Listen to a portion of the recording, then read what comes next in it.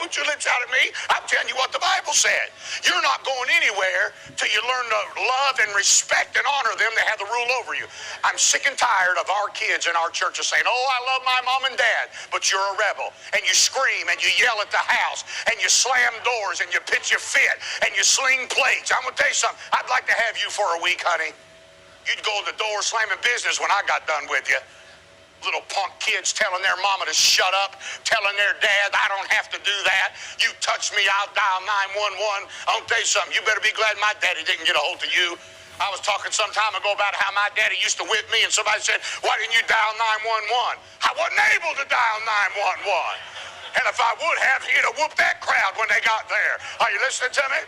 You're to obey your parents when you're at home. You're to honor them after you leave home. That it may be well with thee is what the Bible said. And that word well with thee means that you may have a smooth road of life. You want conflicts? You want problems? You want a lot of chastisement? You want a lot of heartache in your life? Just raise hell while you're at the house. Just tell your mom and dad, no, shut up, I don't have to. I'll run away. Who do you think you are? You don't understand me. Let me tell you something, honey. We hadn't always been fat and gray-headed. We were young and retarded once, too. We know where you're at. We know what you're going through. And the older you get, the smarter mom and dad was. Amen. That's exactly right.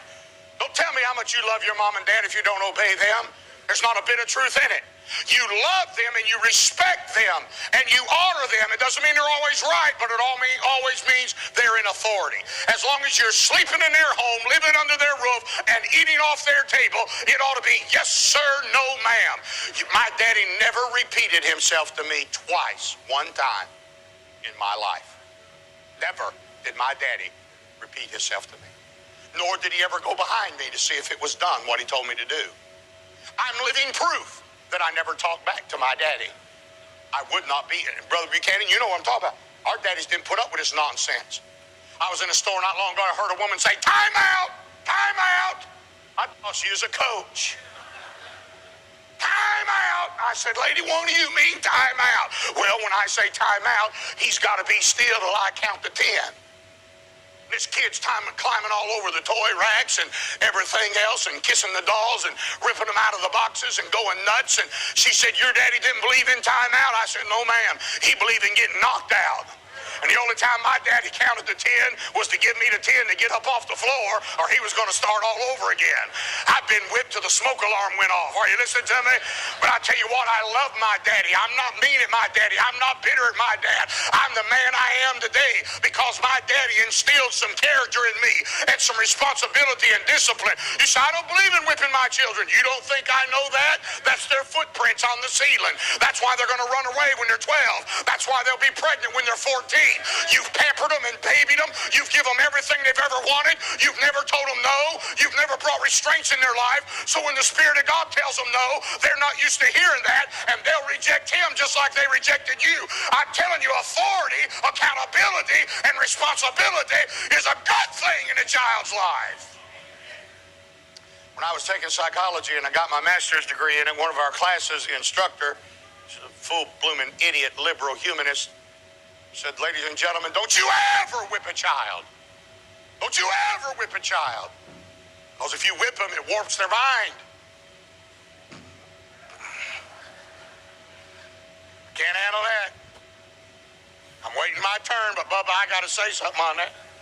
You mean if I whip a child, it warps their mind? That's exactly right. I said, did you know if you don't whip your children, they'll warp your mind? And if somebody's mind's going to be warped, it's going to be theirs, not mine. Say amen right there. I tell you, if you love the family and you love God and you're submissive to God, you'll do what the principle says. You won't try to bring contention between your parents and the principle. I'll tell you, buddy, when I got a whipping at school, I got another one when I got home, and Dad wouldn't even listen to my story. Wouldn't even let me tell the lie that I thought up all afternoon. It's a waste of time. Then after he beat me half to death, he'd say, now what are you going to tell me? I'd say, I'll forget it. Our principal's name was Mr. Ramsire. His paddle was the bottom half of a boat oar. I hated that man. I hope he's in hell tonight. Man's mean as a snake. He'd give me 5 licks. After the second one, I didn't even know when he hit me. Because I was so numb. For 3 days, you could have shot me with a shotgun. I'd have never known it. I went in his office one day. He said, Mr. Kidd, Five swats isn't helping you. I said, oh, it helps me a lot. I get in trouble just because I like being around you, Mr. Ramsey. He said, I'm calling your house. I thought, go ahead. My dad works. Call the house. I don't care. He called the house. My brother stayed home that day. He answered the phone, and Mr. Ramsire said, Mr. Kidd? He said, yes. He said, I've been giving your boy 5 licks, and it's not working. What should I do? And that low-down, sorry, unconverted, hell-bound brother said, double it. Double it! Brother, I'd been over that chair, and he hit me, sound like a shotgun went off. I was numb from my earlobes down to my ankles, but I knew better than to tell my daddy. I knew better! I got home that night, we were sitting around the dinner table. Dad said, what did you learn in school today? I said, 5 plus 5 is 10. That's what I learned in school today. Quit taking up for your kids. The principal's always right. The police are right. Teach them some discipline in their life. You kids, when your parents call you, you ought to go the first time they call you. Some of you boys, get off the couch, got to put your little Nintendo down, pitch a fit and throw stuff because you got to take the garbage out. All I do is take the garbage out. Well, if you'd quit eating so much fatso, you wouldn't fill the garbage can up so fast. You ought to shut up. You ought to be glad that there's food in the house where there's garbage you can take out. I say if you love your family, you'll obey them to have the authority over you.